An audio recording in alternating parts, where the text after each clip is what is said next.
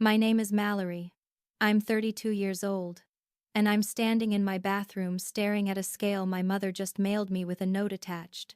The note reads, "Lose 20 pounds by June 15th, or don't bother coming to Fiona's wedding."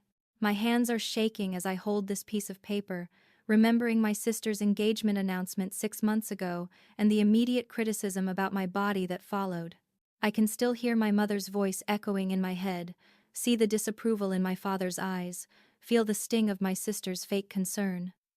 That was the moment I knew my family had crossed a line they could never uncross. Before we dive into this story, I'd love to know where you're watching from.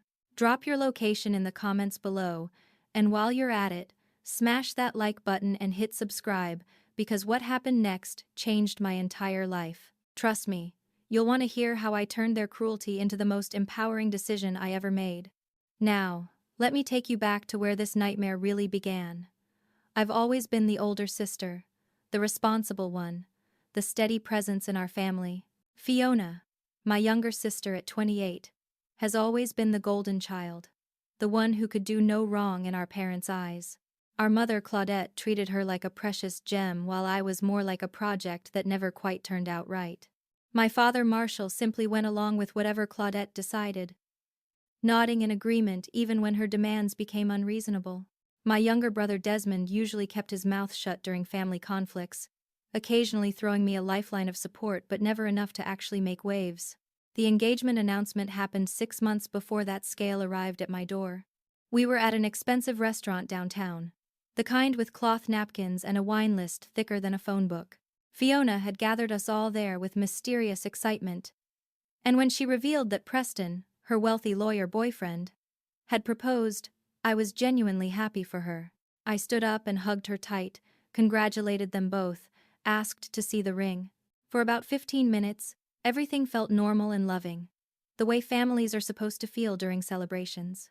Then Claudette excused herself to the restroom and grabbed my wrist as she passed, pulling me along with her.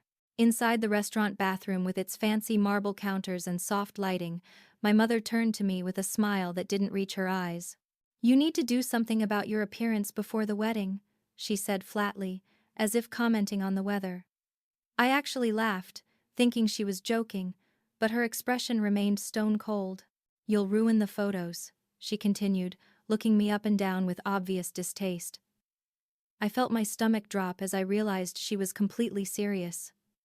"Mom, what are you talking about?" I asked, trying to keep my voice steady. She leaned closer, her perfume overwhelming in the small space. "I'm not joking, Mallory. Fiona deserves perfection on her special day. Every single detail needs to be flawless, and that includes you." The word includes hit me like a slap, as if I was just another decoration to be arranged, another element of the wedding aesthetic to be controlled. Over the following weeks, the helpful suggestions started arriving like clockwork. Claudette would text me articles about low-carb diets, links to fitness apps, before and after photos of weight loss transformations. Fiona joined in too, sending me workout videos with captions like, "Thought of you when I saw this, and this could really help." My father started making comments disguised as health concerns, saying things like, "Heart disease runs in families," while pointedly looking at my plate during Sunday dinners. The family group chat became a torture chamber where they'd share meal prep ideas and exercise challenges, always tagging me with little heart emojis as if their cruelty was actually care. The first major betrayal came about 2 months after the engagement. I was at work, designing a logo for a new client, when my phone rang with a number I didn't recognize. I answered to find a cheerful voice identifying herself as Fiona's wedding planner, calling to discuss accommodation options for my bridesmaid dress since I was plus size. I sat there confused because Fiona had never actually asked me to be a bridesmaid. We'd never had that conversation, never had that special moment. I told the wedding planner there must be some mistake, hung up, and immediately called my sister. Fiona answered on the third ring, sounding annoyed that I was bothering her at work. "What's up?" she asked impatiently. I explained about the wedding planner's call, asked why she'd told someone I was a bridesmaid without talking to me first. There was a long pause before Fiona sighed dramatically. "I just assumed you'd want to be one," she said, her tone suggesting I was being difficult. But honestly, I've been worried about how you'd look in the dress. The other bridesmaids are Harper, Sutton, and Gemma, and they're all really fit. I was trying to help you by giving you advance notice so you'd have time to get in shape. I felt like it'd been punched in the gut. So you just assumed it'd be a bridesmaid, but you're worried it'll look bad? I asked, my voice shaking. Why are you being so sensitive? Fiona snapped back. I'm trying to include you while also being realistic about the photos. Preston's family is very appearance conscious. I need everything to be perfect. The emotional impact of that conversation stayed with me for days. I started questioning everything about myself, looking in mirrors with critical eyes that weren't mine but belonged to my family. I've been a size 14 my entire adult life, healthy according to every doctor I've ever seen, active and energetic. I work as a graphic designer, have a successful career, own my apartment, pay my bills. By every objective measure, am doing well in life. But somehow my family had made me feel completely worthless, as if my body size negated every accomplishment I'd ever achieved.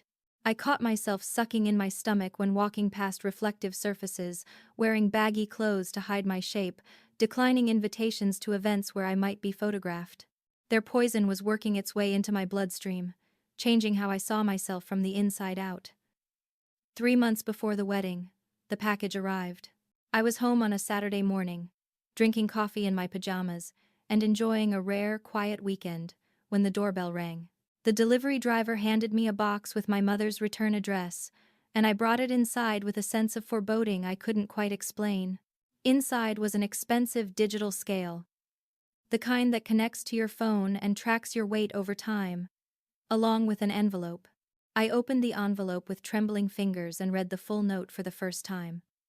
Lose 20 pounds by June 15th or don't bother coming to Fiona's wedding. This is for your own good. Love, Mother. I sat down on my bathroom floor and cried, holding that cruel note in my hands, wondering how we'd gotten to this point where my own mother would mail me a scale like a threat. I needed support, needed someone to tell me this was insane, so I called Desmond. My brother answered cheerfully, asking what was up, and I told him about the scale and the note through tears. There was a long, uncomfortable silence before he cleared his throat. Yeah, Mom mentioned she was sending that, he said quietly, and my heart sank even further. You knew? I asked, unable to believe what I was hearing. Desmond sighed. She made me promise not to tell you. She thought surprising you would be more motivating. Like a wake-up call. This was the second betrayal. My own brother knowing about this cruelty, and saying nothing to warn me. I tried to explain that I didn't need motivation to lose weight because I wasn't trying to lose weight, that I was healthy and happy with my body. Maybe you should just try, Desmond said, his voice taking on that same patronizing tone everyone else used. It's only 3 months. Think of Fiona. This day is really important to her. A week later, I was at Sunday brunch at my parents' house, pushing eggs around my plate and trying to avoid conversation, when I saw my father's phone sitting on the kitchen counter. He'd gone to answer the door for a delivery, leaving it unlocked and face up. The screen showed a notification from a group chat I'd never seen before, one called Operation Bridal Perfection. My stomach twisted as I picked up the phone and opened the chat, scrolling through messages that made me feel physically sick. The group chat included Claudette, Marshall, Fiona, and Desmond. But not me. I was the subject, the problem, the project they were all coordinating to fix. There were screenshots of my social media photos with comments analyzing my appearance from different angles. She looked thinner in this one from last year, Claudette had written. What changed? Fiona had responded with, I think she gave up on herself when she turned 30. It's sad. I scrolled further, seeing message after message about strategies to motivate me, ways to make me feel bad enough to change. Fiona had suggested hiring me a personal trainer as a gift. Claudette had proposed telling me I couldn't be in any photos unless I lost the weight. Marshall, my own father who was supposed to protect me, had written, we need to be united on this. No one gives in to her excuses. I put the phone down with shaking hands just as Marshall came back into the kitchen. He didn't notice anything was wrong, just picked up his phone and went back to eating. I excused myself, said I wasn't feeling well, and left without finishing my food. That night, I got a call from my Aunt Loretta, my mother's younger sister who'd always been kinder to me than the rest of the family. She asked if we could meet for coffee, said she had something important to tell me. We met the next day at a quiet cafe, and Loretta looked genuinely distressed as she explained that Claudette had reached out to her with instructions. "Your mother asked me to encourage you to lose weight for the wedding," Loretta said, holding my hands across the table. She gave me talking points, suggested ways to bring it up casually. "She's doing this with everyone in the family, creating a coordinated campaign." This was the third betrayal, discovering that my entire extended family had been weaponized against me, turned into soldiers in my mother's war on my body. Loretta squeezed my hands tighter. I refused, obviously. I told her this was inappropriate and cruel, but I wanted you to know what's happening behind your back. She paused, looking even more uncomfortable. "There's more. Your mother has been telling everyone that you're struggling with health problems, creating a cover story for why she's so concerned. She's making it sound like you're in denial about a serious condition." I drove home that night and stood in front of my bathroom mirror for a long time, really looking at myself. I'd been starving myself for 2 weeks by that point, eating nothing but salads and chicken breast, running every morning even though I hated running. I'd stopped eating foods I loved, stopped enjoying meals, turned eating into a punishment. My body felt weak and tired. My mind was consumed with counting calories and avoiding anything that might displease my family. And despite all of that, they kept moving the goalposts, kept finding new ways to tell me I wasn't enough. That's when I had a moment of clarity so powerful it felt like waking up from a bad dream. I looked at my reflection and said out loud, "I'm not the problem. They are." 10 weeks before the wedding, Fiona sent me a text that simply read, "Bridesmaid dress fitting tomorrow at 2 p.m. Don't be late." I stared at the message, noting that she still hadn't actually asked me to be a bridesmaid, just assumed and announced it like everything else in her life. I considered not going. But part of me hoped this might be a chance to talk to her honestly, to maybe salvage some piece of our relationship before it was completely destroyed. I showed up at the upscale bridal boutique right on time, walking into a world of white tulle and crystal chandeliers that felt designed to make women like me feel out of place. Fiona was already there with Claudette and the 3 other bridesmaids, Harper, Sutton, and Gemma, who I'd met once or twice at family gatherings. They were all tall, thin, and beautiful in that effortless way that comes from good genetics and expensive gym memberships. They looked up when I walked in, and I saw Harper elbow Sutton, both of them exchanging a look I couldn't quite read but felt in my bones. The bridal consultant, a woman with a tight smile and appraising eyes, immediately approached me with a garment bag. "You must be Mallory," she said, her tone suggesting she'd been thoroughly briefed. "We have your dress ready for fitting." She led me to a changing room and hung the garment bag on a hook, unzipping it to reveal a beautiful pale pink dress that would have been lovely if it had any chance of fitting my body. I looked at the size tag and felt my blood run cold. It was 2 sizes too small, nowhere near what I actually wore. I came out of the changing room still in my regular clothes and found Fiona standing there with her arms crossed. "Is there a problem?" she asked, already sounding defensive. I pointed to the size tag. "This isn't my size," I said as calmly as I could manage. "You said you were going to lose weight," Fiona replied, her voice rising slightly. "So I ordered accordingly. You've had months to work on this." This was the 4th betrayal. The realization that my sister had intentionally set me up to fail, ordered a dress that couldn't possibly fit me as some twisted form of motivation. Claudette appeared beside Fiona like a supporting general in this battle. "Just try it on," she said firmly. "We need to see where we're at." I felt all eyes on me, the other bridesmaids pretending to look at their phones but clearly paying attention to every moment of my humiliation.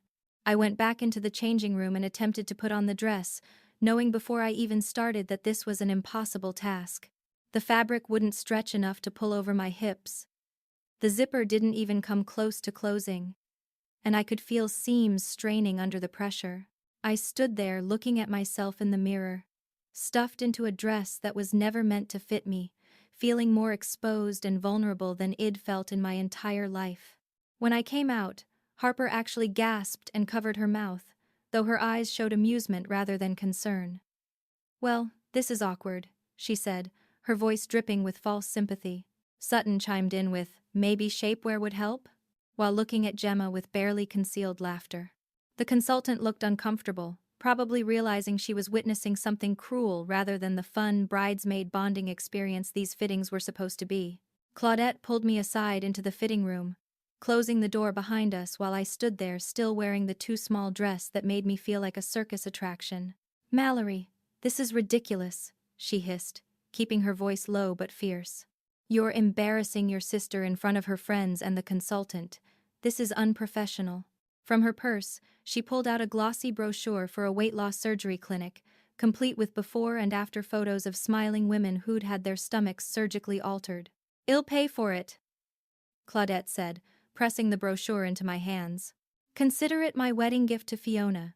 You could have the surgery done and be recovered in time for the wedding." I stared at this woman who was supposed to be my mother, who was seriously suggesting I undergo major surgery for a wedding, and couldn't find words. "You want me to get surgery?" I finally managed to say. "For a wedding?" Claudette's expression hardened. "I want you to finally take your health seriously. But yes, the wedding is a deadline that makes this urgent. We're out of time for the slow approach." She glanced at the mirror where my reflection showed a woman being squeezed into fabric that rejected her body. "You can't go to the wedding looking like this. It's not fair to Fiona." I changed back into my own clothes as quickly as possible, leaving the too small dress hanging in the fitting room like an accusation. I caught up with Fiona in the parking lot as she was getting into her car, Harper and Sutton trailing behind her and climbing into the back seat. "Fiona, wait!" I called out, my voice cracking. "Can we please talk about this? We used to be close. What happened to us?" My sister turned to face me, and the coldness in her eyes was like looking at a stranger. "We were close when I could be proud of you," she said simply, as if this explained everything and was perfectly reasonable. I felt tears starting to form but refused to let them fall in front of her friends. "Proud of me?" I repeated. "What does that even mean?" Fiona glanced back at Harper and Sutton, then lowered her voice. "Preston's family is very appearance conscious," she explained, as if I hadn't heard this excuse 100 times already. "His mother Vivienne has made comments about you. About whether weight issues run in the family. I can't have her thinking there's something wrong with our genetics." The truth crashed over me like a wave. My sister had completely thrown me under the bus to impress her future in-laws, had sacrificed our relationship on the altar of making a good impression on people who judged humans by their dress size. "So this isn't about health or love," I said slowly, watching her face for any sign of the sister I used to know. "This is about you being embarrassed of me." Fiona opened her car door, ready to escape this conversation. "Preston's mother said she hopes the weight issues don't run in the family," she admitted. "I need her to see that they don't, that you're the exception, not the rule." "Is that so wrong?" She got into her car and started the engine while I stood there in the parking lot, watching her drive away with her thin, acceptable friends who would never cause her the shame of being associated with a fat sister. I sat in my own car for 30 minutes before I could bring myself to drive home, my hands gripping the steering wheel so tight my knuckles turned white. Everything was so clear now. My sister wasn't trying to help me, or protect me, or ensure I was healthy. She was trying to erase me from her perfect wedding narrative, trying to reshape me into someone who wouldn't embarrass her in front of the people whose approval she craved more than she valued our bond. This wasn't about love or family. It was about control and image, about making sure every element of her wedding looked exactly how she wanted it to look, including her inconveniently imperfect older sister. 8 weeks before the wedding, I had a complete breakdown at work. I was sitting at my desk trying to focus on a logo design, when tears just started falling. Silent and unstoppable, dripping onto my keyboard. Bridget, the art director at our design firm, noticed from across the room and immediately came over. She didn't ask questions in front of everyone, just gently took my elbow and guided me out of the office to a quiet coffee shop around the corner. Once we were settled in a corner booth with lattes neither of us were drinking, she looked at me with such genuine concern that I ended up telling her everything. I explained the scale in the mail, the too small dress, the group chat conspiracy, the surgery brochure, all of it spilling out in a messy stream of consciousness that probably didn't make complete sense. Bridget listened without interrupting, her expression growing more horrified with each new detail. When I finally finished, she reached across the table and grabbed both my hands. "Mallory, what they're doing to you is abuse," she said firmly, using a word I'd been avoiding in my own mind. "This isn't tough love or family concern. This is systematic psychological abuse designed to break you down until you comply with their demands." Bridget told me about her own history, how she'd cut off her toxic family 5 years earlier and hadn't regretted it for a single day. "They made me feel crazy," she explained. "They convinced me that my perceptions were wrong, that their cruelty was actually kindness, that I was too sensitive and needed to appreciate their honesty. It took me 3 years of therapy to realize I wasn't the problem." She squeezed my hands tighter. "You don't owe them performance of the body they want. You don't owe them anything." Then she planted a seed that would grow into the most important decision of my life.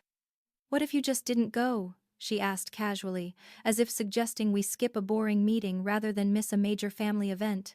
I stared at her in shock. "Not go to my sister's wedding?" I repeated, unable to imagine such a thing. "Why would you go somewhere you're not wanted?" Bridget countered. "They've made it clear you're only welcome if you transform yourself into someone else. That's not an invitation. That's a condition." I sat with that thought, turning it over in my mind, realizing she was absolutely right. 2 days later, Aunt Loretta invited me to lunch at a little Italian restaurant she loved. Over pasta and wine, she dropped her own bombshell. "I've been disinvited from the wedding," she said matter-of-factly, spearing a piece of ravioli. I nearly choked on my water. "What? Why?"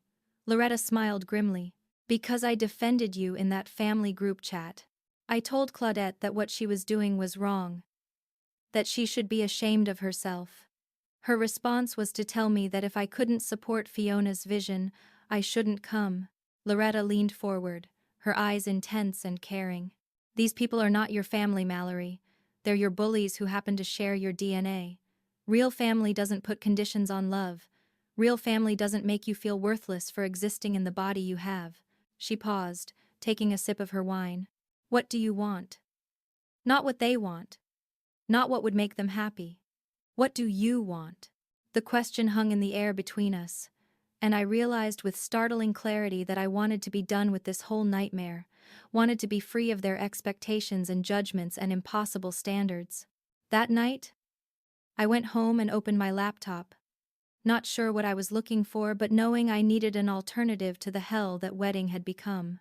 I started researching luxury spas, places that promised renewal and relaxation, spaces designed for self-care rather than self-punishment. That's when I found Serenity Springs, a 5-star spa resort about 3 hours away that looked like heaven on earth. They offered something called the Ultimate Renewal Day Package that included a 90-minute deep tissue massage, a 2-hour facial and body wrap, private pool access, a gourmet 3-course lunch, guided meditation, and aromatherapy sessions. The cost was $4,700. I stared at that number for a long time. It was exactly the amount I had in my emergency savings account, money had been carefully setting aside for years in case something terrible happened. But as I sat there looking at photos of the spas, peaceful rooms, and tranquil gardens, I realized something terrible was already happening. My family was destroying my mental health, and this money could either sit in an account for some hypothetical future emergency, or it could save me from the very real emergency I was living through right now. I spent 3 days agonizing over the decision, opening the spa website dozens of times and then closing it without booking anything. That money represented security, represented the responsible choices I'd always made. But what kind of security was it really providing when my family was actively making me feel unsafe in my own body? I pulled up the calendar and stared at June 15th, the wedding date that had been circled in red for months now. Then I checked the spa's availability and saw that June 15th had an opening for the Ultimate Renewal Package. The universe was giving me a sign. Before I could make the final decision, I checked social media one last time, scrolling through Fiona's account to look at her recent engagement photo post. She'd shared a carousel of pictures from a family gathering, beautiful shots of her and Preston with our parents and extended relatives. As I swiped through the images, I noticed something strange. There were gaps in the photos, spaces where someone had clearly been standing but was no longer there. I pulled up my own copies of those same pictures from that same day, and my stomach dropped. In several photos where I'd been standing next to Fiona, I'd been cropped out completely, erased from the frame as if I'd never existed. The caption read, "Can't wait to celebrate with the people who matter most," followed by a string of heart emojis. Comments from relatives filled the post with congratulations and excitement, but not a single person mentioned my conspicuous absence from the pictures. It was as if I'd already been written out of the family story, removed from the narrative of Fiona's perfect life before the wedding had even happened. That night, I booked the spa day. My hands were shaking as I entered my credit card information, but I clicked the confirm button and felt a surge of something I hadn't felt in months. The confirmation email arrived immediately, promising me a day of luxury and self-care on June 15th from 8 a.m. to 8 p.m. I stared at that email for a long moment, then made another decision. I booked a hotel room for the night before in the town near the spa, making this not just a day trip but a real escape, a genuine break from everything and everyone who'd been making me miserable. The total cost was now over $5,000.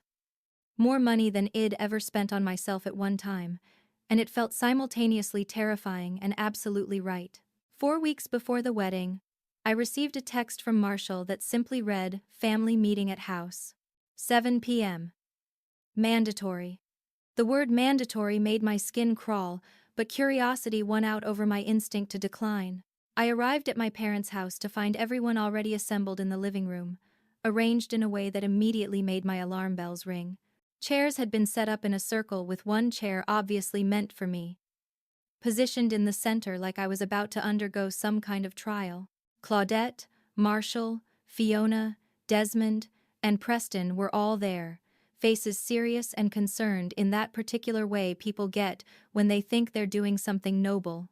This was an intervention, I realized with growing dread, an ambush disguised as family concern. "Sit down, Mallory," Claudette said gently, gesturing to the center chair.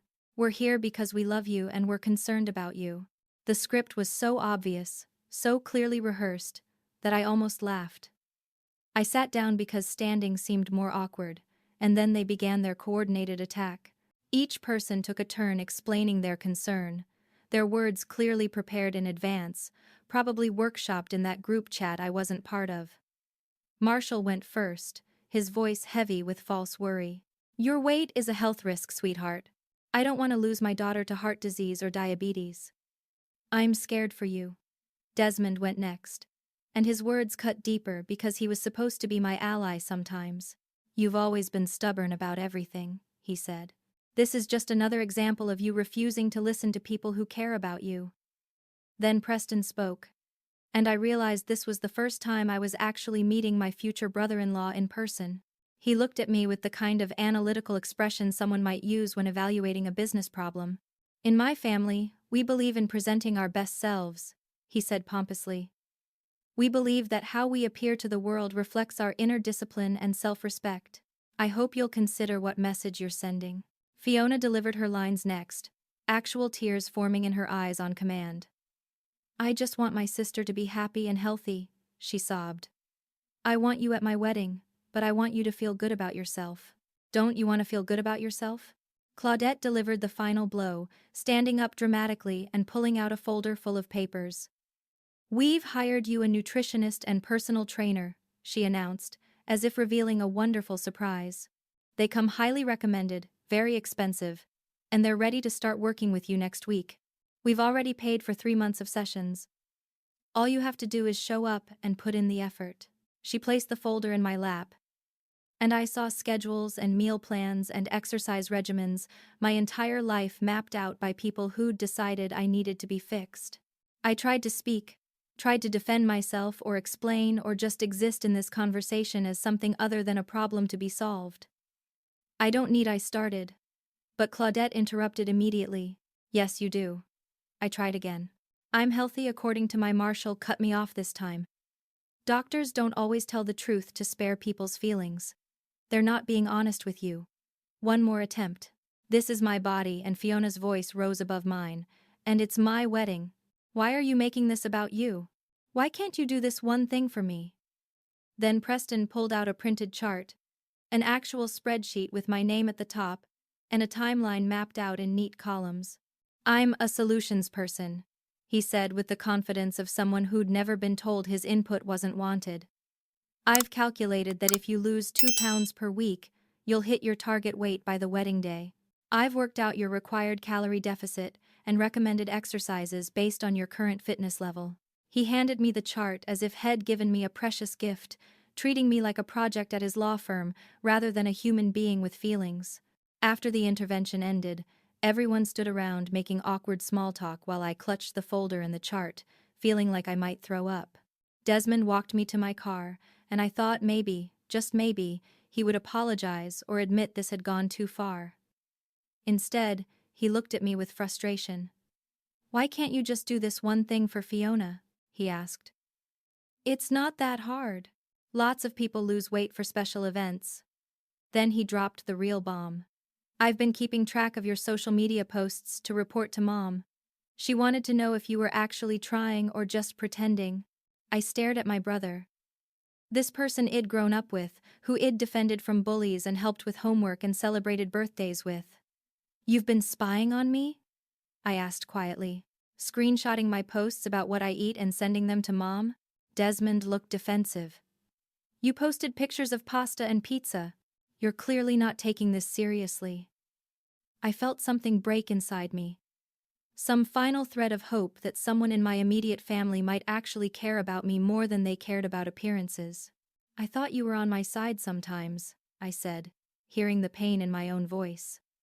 "You're the one being selfish, making everything difficult, refusing to be part of the team."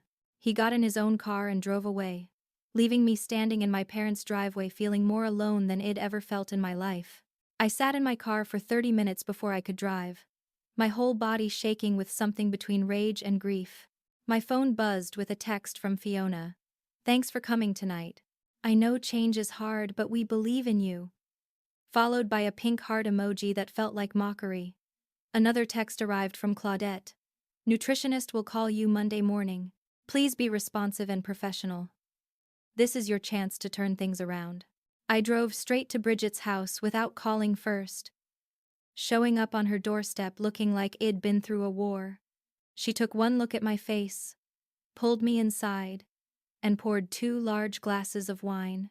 I told her everything about the intervention, about the spreadsheet and the paid professionals and my brother's betrayal. Bridget listened with growing anger, her face getting redder with each new detail.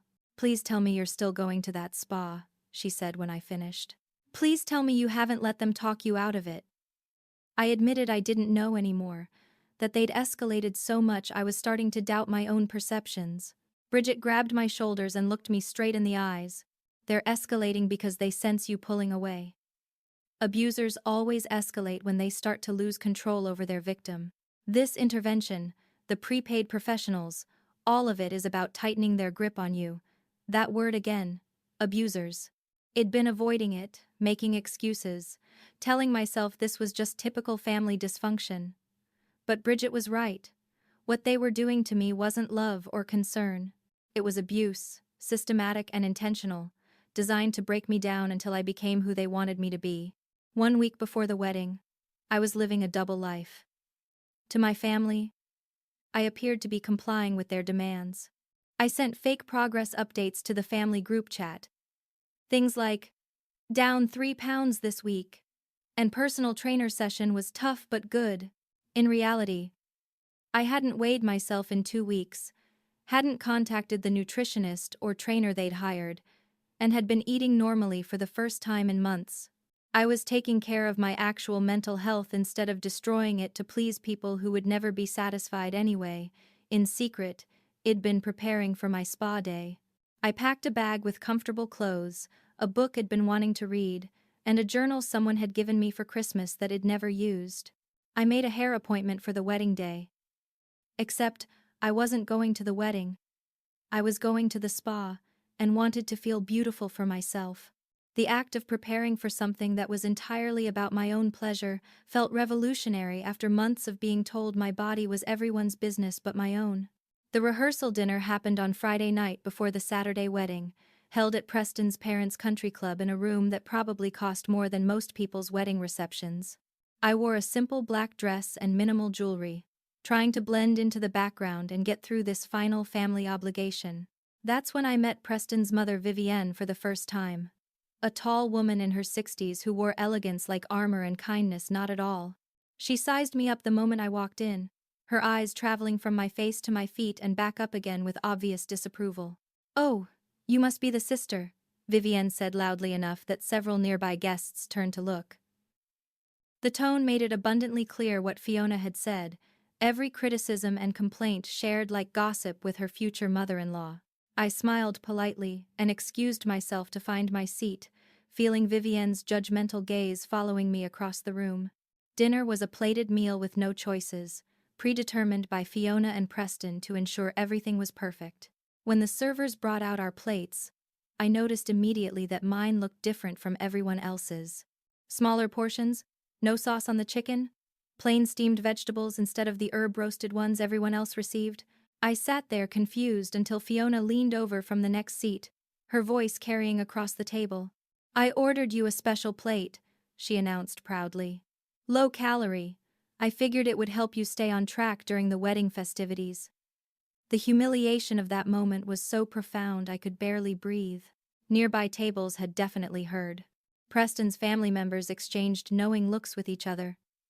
Harper whispered something to Sutton, and they both giggled behind their hands. Vivienne raised one perfectly shaped eyebrow and said, "How thoughtful of you, Fiona," in a tone that suggested thoughtfulness had nothing to do with it.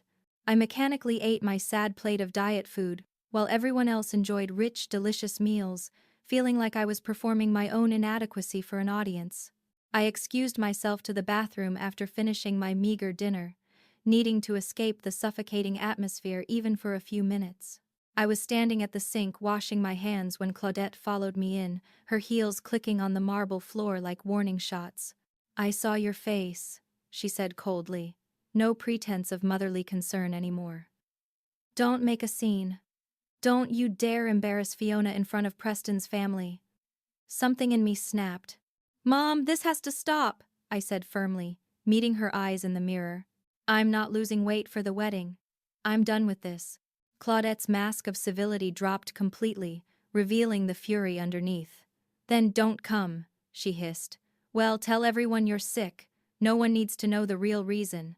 I turned to face her directly, shocked even though I shouldn't have been. "You'd rather I not be there at all than be there looking like this?" I asked. Claudette moved closer, her perfume overwhelming. "I'd rather you respect your sister enough to make an effort. But yes, if you can't do that, stay home. Your presence will be a distraction. People will talk about you instead of celebrating Fiona. Is that what you want?" She walked out without waiting for an answer, leaving me alone in the bathroom with my hands still dripping water, my whole body shaking.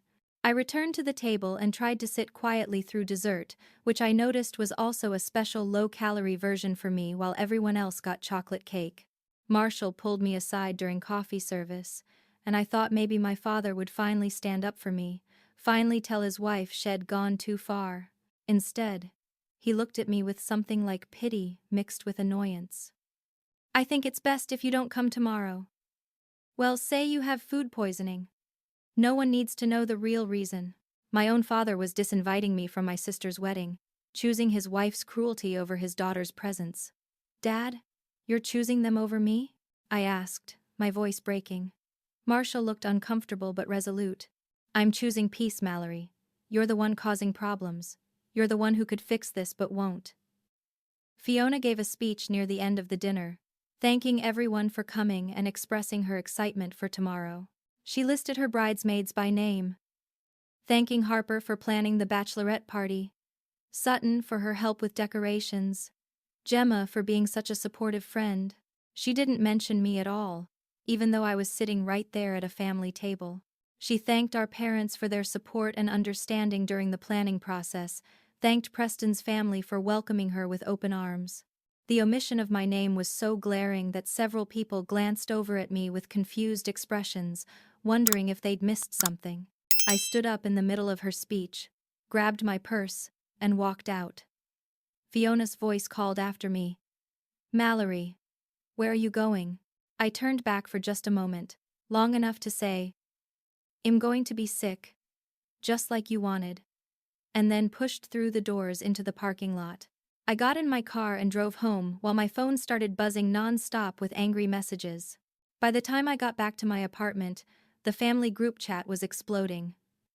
Claudette, that was unacceptable behavior. You embarrassed us in front of everyone. Fiona, you ruined my rehearsal dinner. Preston's family thinks you're insane. Desmond, can you be normal for one day? Is that too much to ask? Marshall, we need to talk about your attitude and your future place in this family. I read every message, felt each one like a small knife cut, and then did something I'd never done before. I turned off my phone completely, cutting off their ability to reach me, to hurt me, to make me feel small. I crawled into bed and, for the first time in months, slept soundly through the night. No anxiety about weigh-ins, no stress about meal planning, no fear about disappointing people who could never be satisfied. Just sleep, deep and dreamless, my body finally able to rest. I woke up at 5 a.m. on the morning of June 15th, before my alarm had a chance to go off. There was no panic, no dread, just a strange sense of peace settling over me like a comfortable blanket. I got out of bed and made myself a real breakfast: pancakes with butter and syrup, crispy bacon, fresh coffee with cream. I took my time eating, savoring every bite without any voice in my head telling me to count calories or feel guilty.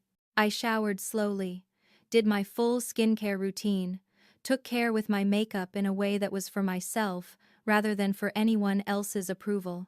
I chose a comfortable but pretty sundress in soft blue, the kind of thing I used to wear before my family made me self-conscious about every inch of fabric touching my body. I packed my bag with everything I'd need for the day, made sure I had my book and journal, filled my water bottle. At 6 a.m., I walked out of my apartment and got in my car, leaving behind the version of myself who twisted into shapes to please other people. The drive to Serenity Springs took 3 hours, winding through mountains as the sun rose higher in the sky. I drove with the windows down and the music turned up, playing songs I loved instead of the safe, generic playlists my family preferred. The morning air was cool and fresh, smelling like pine trees and possibility. About an hour into the drive, I stopped at a cute roadside diner that looked like it hadn't changed since the 1950s, all chrome and red vinyl booths. The waitress, whose name tag read Naomi, brought me coffee and a menu with a warm smile.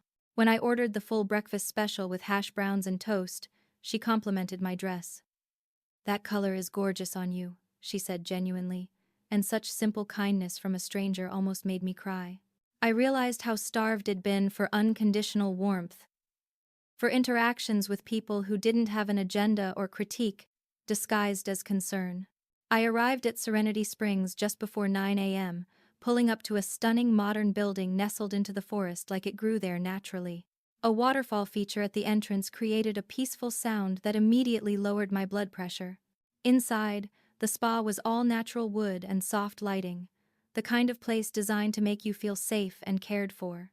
Calming music played softly from hidden speakers, and the air smelled like essential oils and fresh flowers. The receptionist, a kind-looking man named Sterling, greeted me with genuine warmth. "Mallory, we've been expecting you. Welcome to your day of renewal." He handed me a plush robe softer than anything I'd ever touched, matching slippers, and a small locker key. "Everything you need is here," he said gently. "Today is about you. No one else. Just you." Those words settled into my chest and made a home there.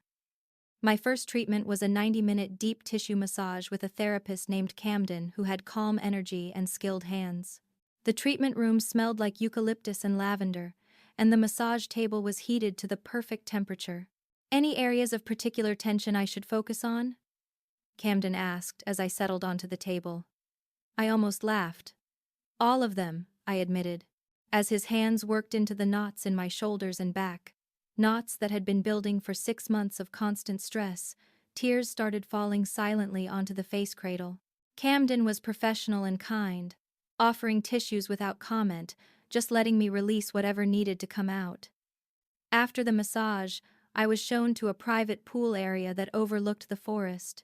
The heated saltwater pool was completely empty. No one to judge me or comment on my body or make me feel like I shouldn't exist in a swimsuit. The spa had asked my size when I booked and had one ready for me, presented without any shame or weird energy, just matter-of-fact care. I swam slow laps, then floated on my back, staring up at the sky through the glass ceiling, feeling my body move through water like it was designed to do. While floating there, I thought about what was happening right now at the wedding. The ceremony was probably starting. Fiona walking down the aisle in her perfect dress with her perfect bridesmaids, our parents smiling proudly, Preston's family judging every detail. They were probably pretending I didn't exist, had maybe already explained my absence with whatever lie they'd agreed upon. And as I floated in this peaceful pool, completely alone and completely safe, I felt nothing about missing it. Not anger, not sadness, not even satisfaction, just freedom, pure and simple, the freedom of choosing myself.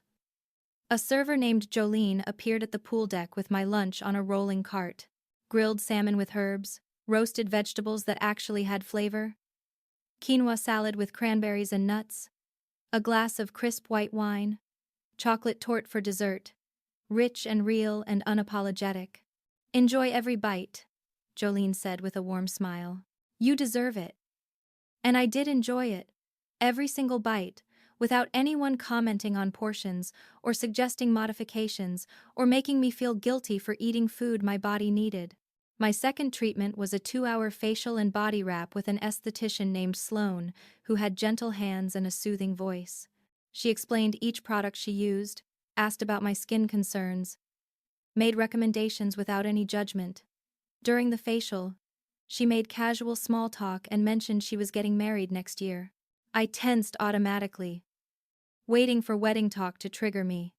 But Sloane just talked about how excited she was to marry her person, how they were planning a small backyard ceremony with close friends.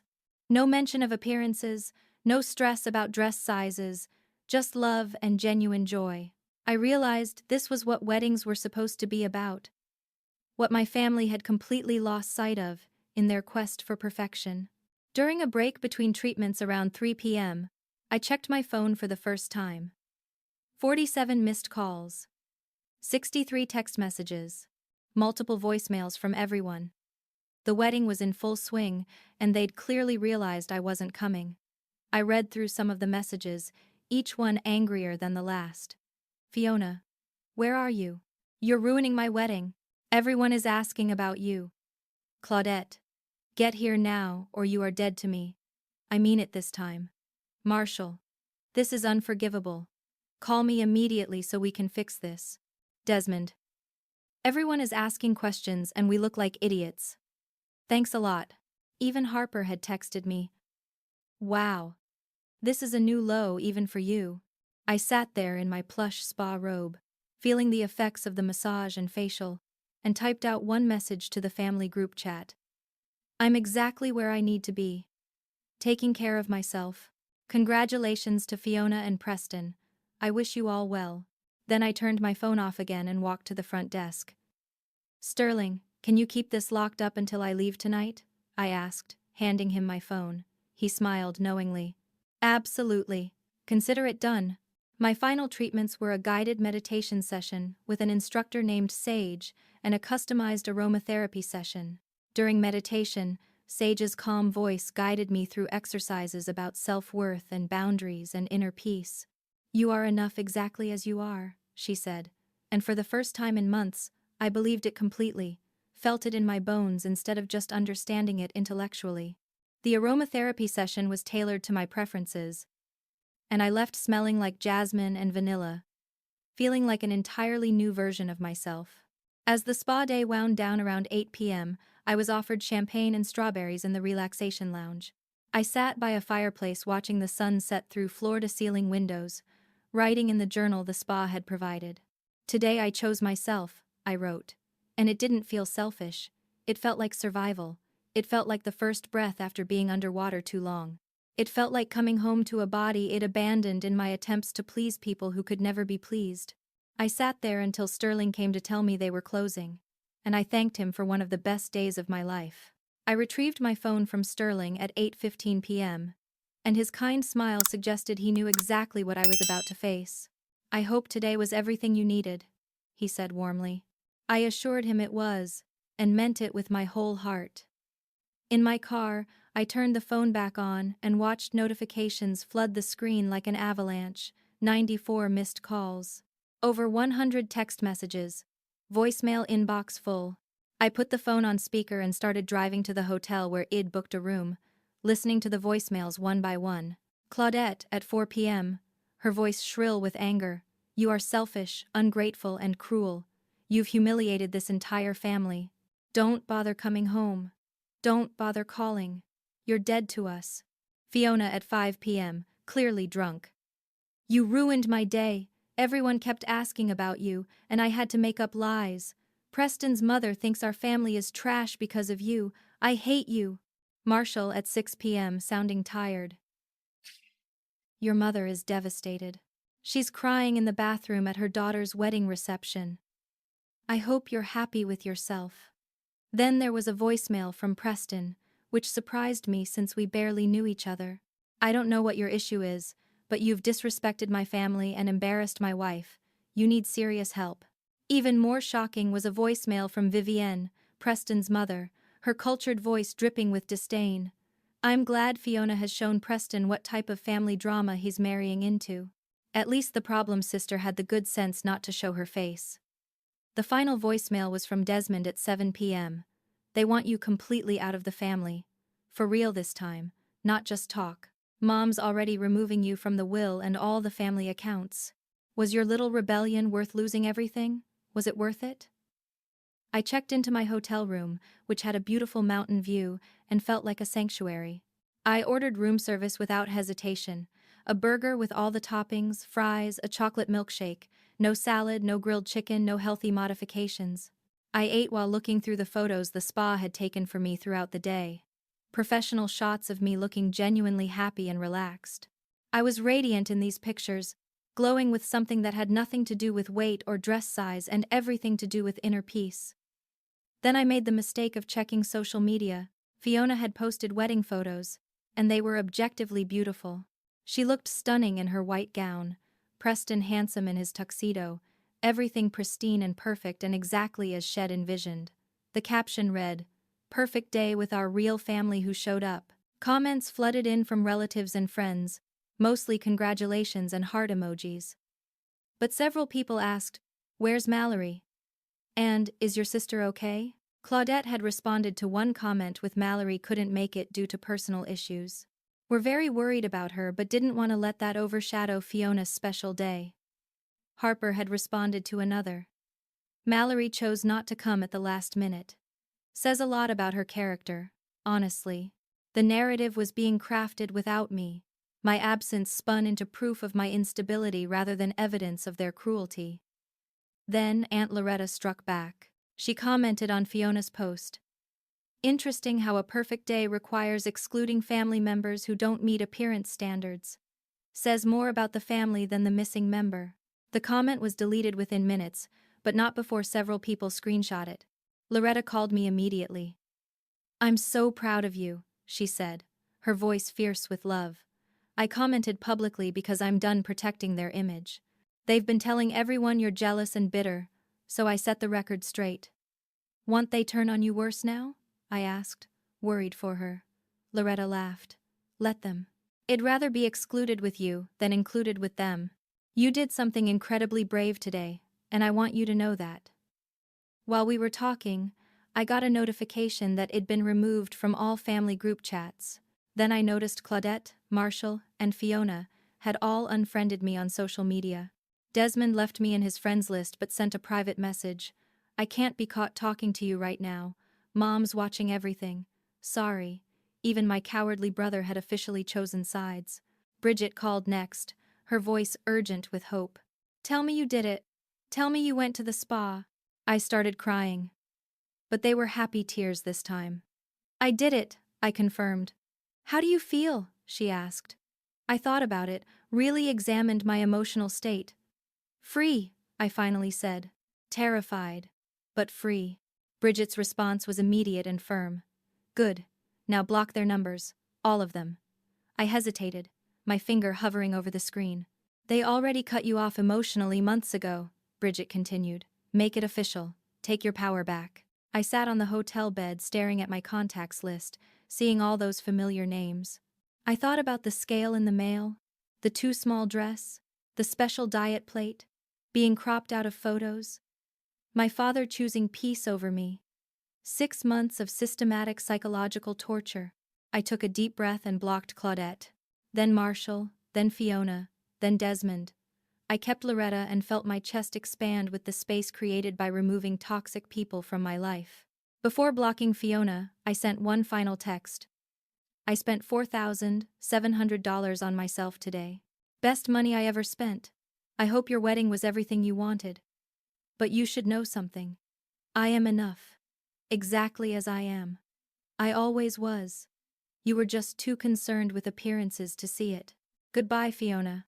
I hit send and then blocked her before I could see any response, closing a door I'd been holding open for someone who kept slamming it on my fingers. That night I ordered a fancy dessert from room service, creme brulee with fresh berries that tasted like victory. I ate it slowly, savoring every spoonful without guilt or shame or anxiety. Just pleasure. Pure and uncomplicated. The way eating was supposed to be. I decided to extend my hotel stay another night. Not ready to return to regular life just yet. I booked another spa appointment for tomorrow, a less expensive package but still focused on self-care. I used money I would have spent on a bridesmaid dress I never wanted to wear. I texted Bridget. I'm staying another day. Is that crazy? Her response came immediately. That's self-care. Enjoy every second. You've earned it. I fell asleep that night feeling lighter than I had in years. Not because Eid lost weight, but because Eid shed the crushing burden of other people's expectations. 2 weeks later, I was back home and back to my regular life. But everything felt different. My family had gone completely silent, not a single attempt at communication. The extended family had divided into camps, some reaching out privately to express support, others clearly siding with Claudette and cutting me off. Aunt Loretta started coming over for lunch twice a week, and we built a new kind of relationship based on choosing each other rather than being obligated by blood. I started therapy with a psychologist named Dr. Imogene who specialized in family trauma and setting boundaries. At our first session, she said something that made me cry for an hour. You're not here to fix yourself. You're here to heal from people who told you that you were broken when you were whole all along. I booked weekly appointments for the next 6 months, investing in my mental health the way my family had wanted me to invest in changing my body. I began reconnecting with my body in gentle ways. I found an intuitive eating approach that focused on hunger cues and satisfaction rather than rules and restrictions. I threw out the scale Claudette had sent me. Literally walked it to the dumpster outside my building and dropped it in. A ceremonial goodbye to measuring my worth in numbers. I discovered a yoga studio that emphasized feeling good rather than looking different, taught by an instructor named Lennox who said, "Your body is your home, so let's make it comfortable instead of pushing us towards some aesthetic ideal." Work became a source of joy again without the constant distraction of family drama. I landed a major client with my design firm, gave a presentation that went perfectly, and my boss Maxine promoted me to senior designer. We celebrated with a dinner where my coworkers toasted my success and talent, never once mentioning my body or my eating choices. I realized what healthy relationships felt like. How different they were from what I'd grown up thinking was normal. 1 month after the wedding, I received an email from Fiona. The subject line read, "We need to talk," and my stomach immediately tensed. The body of the email said, "Mom thinks we should all do family counseling to clear the air. There's a session scheduled for next Tuesday at 2 p.m. Can you make it?" I read it 3 times looking for an apology. Any acknowledgement of harm done. Any recognition that maybe they'd been wrong. There was nothing. Just an expectation that I would show up and participate in repairing relationships I hadn't broken. I deleted the email and blocked her email address too. 6 weeks after the wedding, Desmond showed up at my apartment unannounced. I opened the door cautiously, not sure what to expect. "Can we talk?" he asked, looking uncomfortable. I let him in and we sat in my living room in awkward silence for a moment. Everyone's mad that you're not trying to fix this, he finally said. I stared at him. Fix what exactly? They told me not to come to the wedding unless I changed my body. I chose not to change my body. Where's the problem? Desmond shifted in his seat. You could at least apologize for missing it. For making everything awkward. I wasn't invited, I said clearly. Not as I am. I was given conditions. Which isn't the same as an invitation. Desmond looked away. That's not technically true, he mumbled. Isn't it? I pressed. Be honest with yourself, if not with me. Was I truly welcome at that wedding in this body? The silence stretched between us. Heavy with truth, he couldn't bring himself to speak. He left without answering the question, and I haven't heard from him since. Through Bridget, I met a group of women who built each other up instead of tearing each other down. We started having monthly dinners where we celebrated bodies of all sizes and abilities, where we talked about our struggles and victories without judgment. One woman named Simone shared her own family estrangement story, how she'd cut off toxic relatives 5 years ago. It gets easier, she promised me. Not painless, but easier. The grief comes in waves, but so does the relief. I felt less alone knowing other people understood this specific kind of loss. 3 months after the wedding, I posted one of my spa day photos for the first time. The caption read, 3 months ago today, I chose myself. I missed a wedding I wasn't really invited to and spent the day receiving luxury spa care. Cost me $4,700 and every toxic family relationship I had. Worth every penny. To anyone being told they need to change, to be worthy of love, you don't. You are enough right now, in this moment, in this body. The post went viral in body-positive communities. Hundreds of comments from strangers sharing their own stories of choosing themselves over people who demanded they be smaller, quieter, different. An unexpected ally emerged when Preston's sister Delaney messaged me privately. I was at the wedding, she wrote. I heard about what happened before. I'm sorry they treated you that way. We met for coffee and she revealed that Vivienne had made similar demands of her before her own wedding years ago. She made me lose 30 pounds in 6 months. I did it. Worst year of my life. And I've regretted it ever since. I wish I'd been as brave as you. She also mentioned that Fiona and Preston's marriage was already struggling. Turns out planning a perfect wedding doesn't automatically make a perfect marriage. Who knew? I felt no satisfaction hearing that, just sadness for everyone trapped in a system that valued appearance over authenticity. The hardest realization came gradually over those months. I didn't miss them, not really. I missed the idea of them, the family I'd always hoped they'd be. I missed having a mother who saw me with loving eyes instead of critical ones. I missed having a sister who celebrated me instead of trying to change me. I missed having a father with a backbone and a brother with courage. But I didn't miss the actual people they were, the ones who'd spent 6 months trying to break me down. That realization was both heartbreaking and incredibly freeing. 1 year after the wedding, I returned to Serenity Springs and booked the same ultimate renewal package. This time I brought Aunt Loretta with me, treating us both to a day of pure indulgence. We got massages and facials, swam in the pool, ate gourmet meals, talked about building lives after walking away from family toxicity. Do you regret it? Loretta asked me as we floated in the warm water. Which part? I replied. Missing the wedding or cutting them off? She clarified. I thought about it honestly, really examining my heart for any trace of regret. Not for a second, I answered truthfully. I journal every night now, writing about lessons I've learned that I want to remember. I write things like, family is supposed to be people who see you and love what they see. And, when someone gives you an ultimatum about your body, they've already rejected you, and choosing yourself isn't selfish, it's survival. I write, sometimes the most loving thing you can do is walk away, and your worth is not determined by a scale, a dress size, or the approval of people who should love you unconditionally. These truths that seemed so impossible to believe a year ago now feel solid and real. I sit in my apartment that I've redecorated entirely to my own taste, looking at a calendar full of things that nourish me. Another spa day booked for next month. Regular therapy appointments. dinner with Bridget's friend group, yoga classes, lunch dates with Loretta. My life is full of people and activities that make me feel valued and whole, empty of people who make me feel diminished and broken. I spent $4,700 on a spa day instead of going to my sister's wedding. My family calls it selfish. My therapist calls it self-preservation. I call it the day I finally learned that I am not a before picture waiting to become an after. I am not a problem to be solved or a project to be fixed.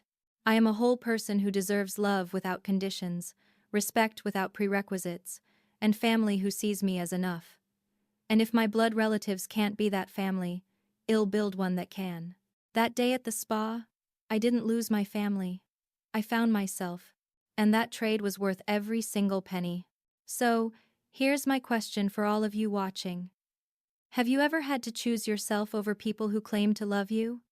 Have you ever walked away from a relationship that required you to be someone you're not? Drop your stories in the comments below because I want to hear them.